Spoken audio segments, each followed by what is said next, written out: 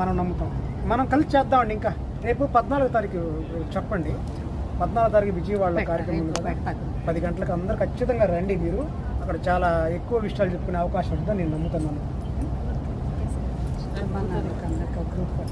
రండి. సురేష్ గారు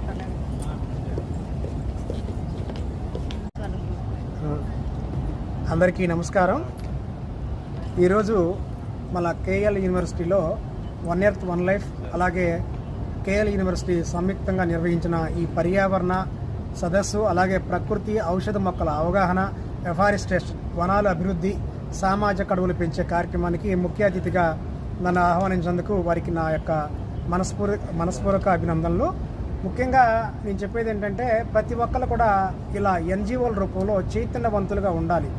అంటే ఒకరి వల్ల ఏది కాదు, 10 మంది కలిసినప్పుడు అది ఒక సమూహం అవుతుంది, అదొక గుంపు మందగా మనం అభివర్ణించవచ్చు. 10 మంది ఆలోచనలు ఒక చోట ఏకమైనప్పుడు ఒక అద్భుతమైన కార్యక్రమానికి రూపకల్పన చేసిన వారం అవుతాం. ముఖ్యంగా ఈ యొక్క విజయవాడ పట్టణ ఈ చుట్టుపక్కల పరిసర ప్రాంతాల్లో మిద్దె తోటలు చాలా అద్భుతంగా చేస్తూ ఉన్నారు.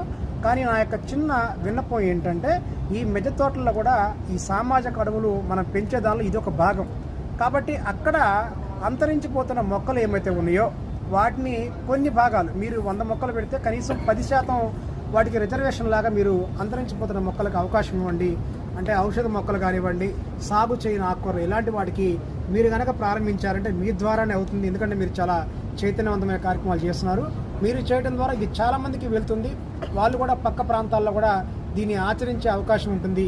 దీని ద్వారా ఏమవుతుందంటే ఇప్పటి తరానికి, భవిష్యత్ తరానికి గతంలో ఏదైతే మన పూర్వీకులు ఆచరించారో వాటిని గురించి అవగాహన పెంచడానికి మీరు ఒక వారధిలాగా ఉంటారని చెప్పి నా యొక్క విన్నపం.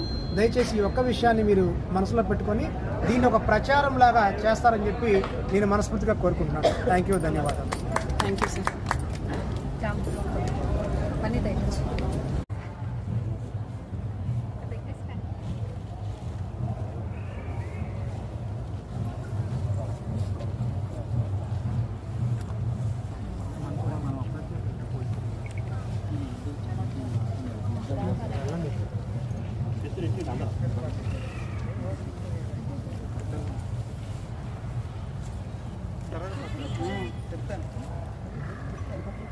స్టూడెంట్స్ మీరు